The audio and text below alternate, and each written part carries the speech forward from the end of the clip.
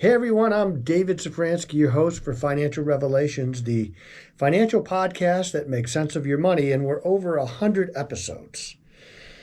Wow, over 100 episodes. I think I should do something special and have a contest. So next week we'll announce something where we'll give somebody something of value. You can go out to dinner. You could, maybe load a few extra groceries in your cart in these difficult times, these inflationary times. But I do want to announce that we're going to have a workshop. We're going to meet with you in person in Elyria, Ohio on April 16th. It's a Tuesday night, 6 o'clock.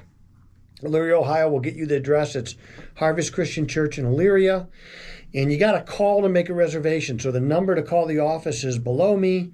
You got to call. We'll give you all the details. We're trying to get somebody who's running for U.S. Senate to also be there and to speak about it. But it's going to be about managing your money in an election year. And, of course, we'll talk about everything. We can talk about politics there. You could hear my politics if you're interested. I mean, you might not care about my politics, and that's certainly up to you. It's $15 a person. I want people to come, so I want to make it cheap. And 100% of the proceeds that we make will go to the Amazon Fund. So that's the trips that we take to the Amazon to drill freshwater wells for people who live along the river but have no water, clean water to drink. And then we put missionaries in their village, and they approach us. So they want this. We're not forcing this on anybody. We're not changing anybody's culture. We're very respectful of them. And a few years ago, the church there bought about 100 acres just outside of the protected indigenous lands, and they've built indigenous buildings on that. So a lot of the indigenous families will come there and we'll do church and communion and Sunday school and share meals there. It's, really extraordinary. I'd love for you to see it. If you want to go on a trip, we're going in June, so you'd have to get in touch with me relatively soon, but we go every year. So today we're talking about the Fed meeting that happened. It was the first Fed meeting of 2024. And of course, the Fed chairman, Chair Powell, runs the meetings on Tuesday, and all the Fed governors come in, and there's 12 Federal Reserve banks around the country. And the Fed controls interest rates. That's what they do. They kind of set monetary policy. They decide how much money is in the system, and how do they take money in and out of the system? Well, if they want to put money in the system, they can buy bonds from people. They could lower interest rates. If they want to take money out of the system, they sell bonds to people. That brings money out, or they raise interest rates. And they have a lot of other mechanisms by which they do this. Some are a little bit more nuanced, but the rate hikes and cuts are the number one kind of the headline thing. And how do they decide? Well, they look at a lot of economic data like unemployment rates and business expansion and the quit rate. A lot of people don't know about this, but they follow how many people are quitting jobs. So in a good economy, in a vibrant economy, the quit rate actually goes up. Why? Because people say, well, I can go get another job. I can get a better job. So they quit and they upgrade. When the quit rate goes down, when the quit rate is shrinking, it shows the Fed that people are starting to get worried about finding another job because they're not going to quit. They're not going to stop what they have now. My mother used to tell me, don't ever quit a job before you got another one. And it's good advice, because what if you have a break in income, but you don't have a break in your bills?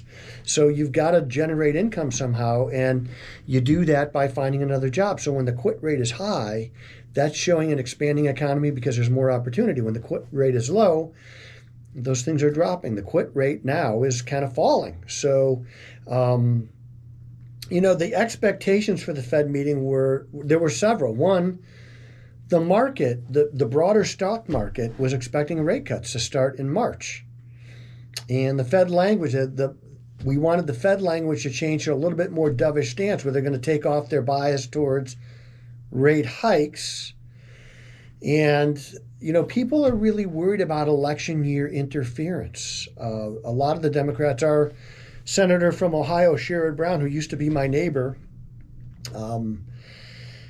He's the chairman of the Senate Banking Committee, and he asks some pretty good questions. He's a smart person. He's a socialist. It doesn't mean he's a mean person, but it does mean that he's horribly misguided about economics. And in a world where you could be anything, be a free market capitalist, that's the kind of thing. So maybe he is, he's a socialist. And so he doesn't want to lift people up. He wants to hold people down. That's what socialism does. Well, election year interference by the Fed would be cutting rates right away to juice the economy. We still have inflation. There's a misnomer out there that inflation has come down. Inflation hasn't come down. It's just rising at a slower pace. So you remember 2022 when inflation was at 9%, you'd go to the grocery store and things were 20% more expensive and gas was expensive. Well, if you go to the grocery store, prices are still rising. You look at somebody's cart in the grocery store, you see a lot of half full and quarter full carts because people can't afford groceries. Those prices haven't come down. They're just rising at a slower pace. And the Fed wants to get that rise in inflation down to 2%, right around there. But a lot of people think we got to have prices fall just to get back to some place where we were close to before.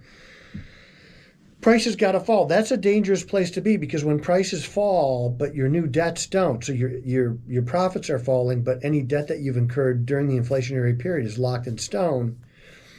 Deflation is really tough on some people. So we got to be really careful what we wish for. I want the economy to do well, but I also want a change in leadership at the top. The things that have happened economically, politically, socially in our country in the last 3 years since Joe Biden's been president have been fairly traumatic in a lot of ways. We're starting wars again. We were not starting any wars under Donald Trump. We were getting out of wars. Now, I'm not going to defend Donald Trump and everything he does, but there's no way that most of the people could say that they're better off. There's just no way.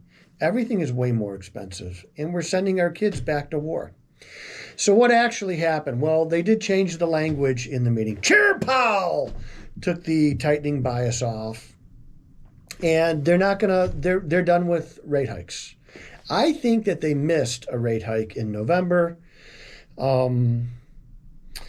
but that's just me. There's not going to be a rate cut in March, and that was very disappointing to the market. Not disappointing to me, but it was very disappointing to the market.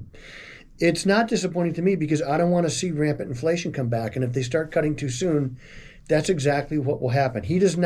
Chair Powell does not want to be known as the Arthur Burns of our times. Arthur Burns was Jimmy Carter's Fed chairman, and he just screwed up everything. I will say the happiest person in America these days is probably Jimmy Carter because he's no longer the worst president of our lifetimes. We have a new one that can hold that moniker. So my impression, the Fed missed a rate hike in November, and I think it would have been very powerful. It wouldn't have sunk the economy, but it would have loosened up the labor market, which they can't do. The labor market is still so tight. Wages are still rising. They cannot loosen up the labor market. And until the labor market loosens, I just don't think that they're going to be able to cut rates. You're going to get inflation right back. If they cut rates now, I think it would be abjectly political. And Chairman Powell was appointed by none other than Donald Trump, but all these people, they like to go to parties and be liked and loved and be invited to things and have nice things said about them. They're not above politics, but the Fed is supposed to be different. The Fed is supposed to be different. And we're going to see if they are. If they start cutting rates April, I think it's political. So until unemployment is above or right around 4.5%, I don't think that they could really start to cut rates. The market wanted 6 or 7 rate cuts this year. Well, they're not going to be able to do that. They don't meet every month for one thing. They can cut rates intermeeting, and they have done it before, and they've raised rates intermeeting, but they don't like to do that stuff because it kind of signals a loss of control. So rate cuts are coming, and they're headed our way, but I think it's going to be July or August is when it should be because interest rates are rising. So we've been living in an inverted yield curve where the short-term rates are higher than the long-term rates. It should be the opposite. That's a normal yield curve when you get more interest on a 10-year bond than you do on a 1-year bond. Well, once that curve starts to uninvert, the 10-year rate will climb, and then the Fed might have to cut rates. And so they might be in a box here a little bit. It's because I think they missed that rate hike in November. It kind of stymied them. So I think July or August would be appropriate if it's based on the data. If it isn't data-driven, it's political. And the worst thing that we could do, whether you're a Republican or a Democrat, whether your guy's in office or not, is have a political Fed where they start torquing around with the money supply and interest rates to get people elected or out of office. It's a horrible thing. It's third worldish. This administration is already third worldish enough. They don't need to be adding more third world to their repertoire. And my guess is that the Fed and Chair Powell is getting pressure from backdoor channels to cut rates. If it's the right thing, he should cut rates. I don't care who the president is. If it's the right thing, he should raise rates. I don't care who the president is. Presidents come and go. Their influence comes and goes. When you get a president for 8 years and then you get his vice president, you get some legacy there. But as we've seen, you can unwind the last guy's legacy pretty quickly. Some things are harder than others, it's true, and you're going to hear a lot, this is the most important election of our lifetimes, and maybe it is, maybe it's not, I don't know. Time will tell. I think there's way more. The president's important, obviously the president's important. The House and the Senate are really important too.